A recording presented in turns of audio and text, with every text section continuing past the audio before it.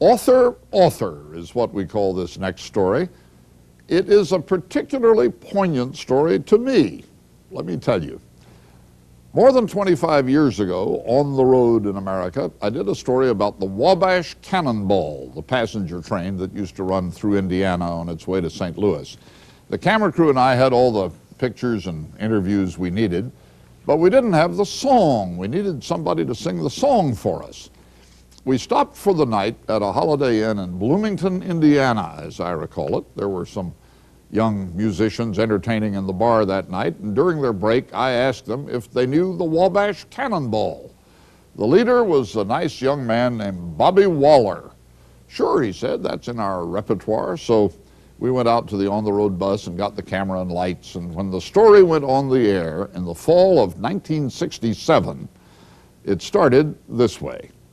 From the green Atlantic Ocean to the wide Pacific shore, from sunny California to icebound Labrador. Bobby Waller sang the song for us, and about a week later I got a phone call from Robert Kennedy's wife, Ethel. She said, Bobby's going to be campaigning through Indiana on a train. How can I get hold of that kid who sang the Wabash Cannonball? Well, I told her how to reach him, and a little later, sure enough, there, warming up the crowds from the back of the Kennedy train, there was Bob Waller again.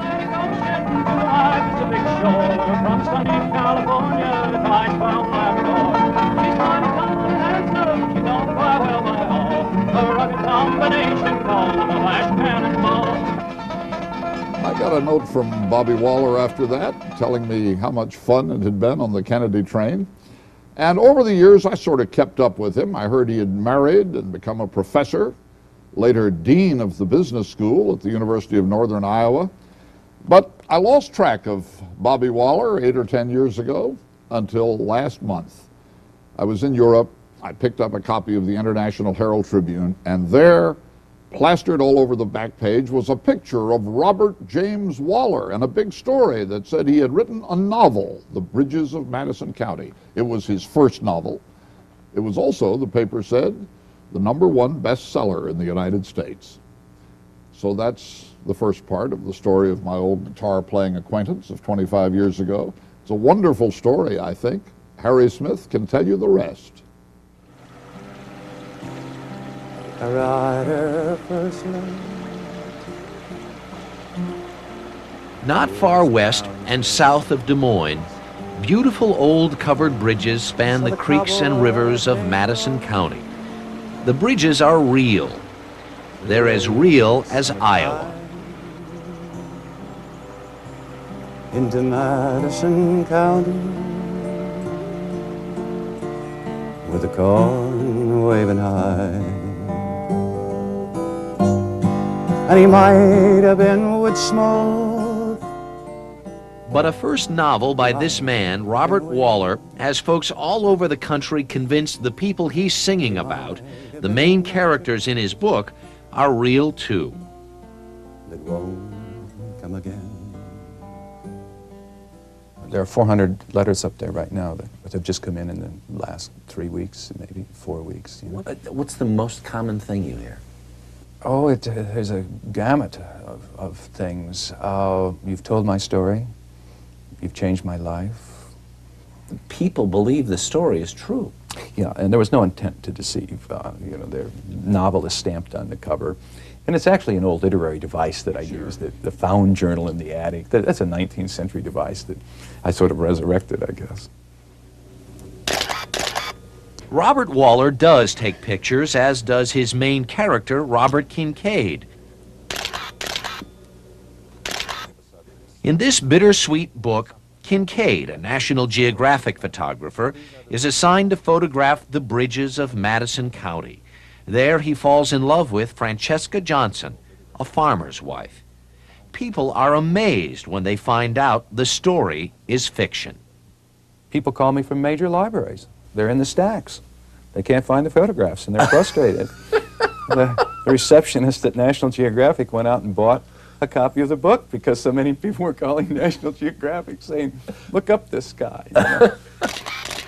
It was Robert Waller, the real person, who took these pictures of the bridges and was immediately overwhelmed by the idea for a novel. I came home, threw my gear on the floor, turned the computer on. My wife was gone for 4 days to a pottery show, and I started writing. And from the first sentence, it was like the universe gave it to me. When I got back on Monday night, Robert Waller's wife, Georgia. He said, I said, well, now, what have you been up to? And he said, oh, now, let me tell you. And then that was about all he said for the next few weeks till it was done, except, you know, he'd come down here once in a while, I might see him. He was living here, but he wasn't here. You know, it was like, and then he'd say, oh, and then he'd be crying, he'd be doing all this stuff, you know. But He cried when he was writing? oh, yeah. Oh, yes, he cried. Did you, what did you, what Well, did he you would say? then say to me, oh, I'm writing this one part, and then he'd be crying. He couldn't even tell me what he was writing because he's crying. It went on for day after day after day, 20 hours, 21 hours a day. And all I could think about was this. And 14 days later, I had the book finished, working almost constantly. Suddenly, a man who had been a high school and college basketball star, had spent more than 20 years playing music in bars, was a tenured college professor, and dean of a university business school, was about to become a literary sensation. That night I read it. I loved it. The next day I gave it to a colleague. She said, I agree, and we bought it. Maureen Egan is the publisher who discovered the bridges of Madison County. Give me more of what went through your mind as you read this thing that made you say, I have to have it. First, it was a love story, which is always appealing. Secondly, he told it beautifully. But more importantly, as I was reading it, I was led through a variety of emotions. I got to know the people, I got to know where they lived, I got to know where they had come from, and I really cared about them. Deep autumn was birthday time for Francesca, and cold rain swept against her frame house in the South Iowa countryside. She watched the rain, looked through it toward the hills along Middle River. This morning, her friends from Winterset had stopped by with a birthday cake. Francesca made coffee while the talk ran to grandchildren in the town, to Thanksgiving and what to get for Christmas for whom. They were good friends, though they would never understand what lay inside of her, would not understand even if she told them. It's every middle-aged man's fantasy, and every middle-aged woman's fantasy, too. Warren Cassell owns a bookstore called Just Books in Greenwich, Connecticut. The unique thing about this book was when somebody came and bought the book, 3 days later they came back and bought 2 or 3 or 5 or 10 more copies to give away. I'm curious, do you know how many of these you've sold? Yeah, I've sold over 1,000 copies. And for a store this size, that's just it's phenomenal. This love story set in rural America has sold more than 500,000 copies nationwide. And while the Bridges of Madison County is sometimes critical of small-town life, even in Winterset, yes, Winterset is a real place too, Bridges is a bestseller. I thought maybe I should wear armor when I went down to a book signing in Madison County, but we sold 1,000 books there over the weekend. Farmers in their seed caps lined up buying the book, ministers buying the book. I will speak from personal experience. I went to 3 large commercial bookstores last weekend. Yes. They can't keep it in the stores. No, it's sold out all over the country. Yet at the same time, critics from the Washington Post, from the LA Times, were anything but kind That's about true. it. How did it feel to... I'm real used to hard criticism. I remember I was a bar musician for 24 years, and one of my personal expressions is if they're not throwing beer bottles or shouting obscenities, you're doing okay. She come down to Birmingham on the Wabash Cannonball one more, yeah. So I will listen to the jingle, hear the rumble and hear the roar, as she comes down the mountains, through the hills and by the shore. The movie rights to the Bridges of Madison County were bought by Steven Spielberg. The current buzz in Hollywood is who will play Robert and Francesca. Waller's publisher has already purchased his next 3 books. You've never been uncomfortable. What, I mean, there's cash flowing in over the transom, even as we speak. What is that like? Sure, there's a lot of cash. Well, it isn't here yet, but I can see the trucks coming. Let's put it that way. They're getting within earshot.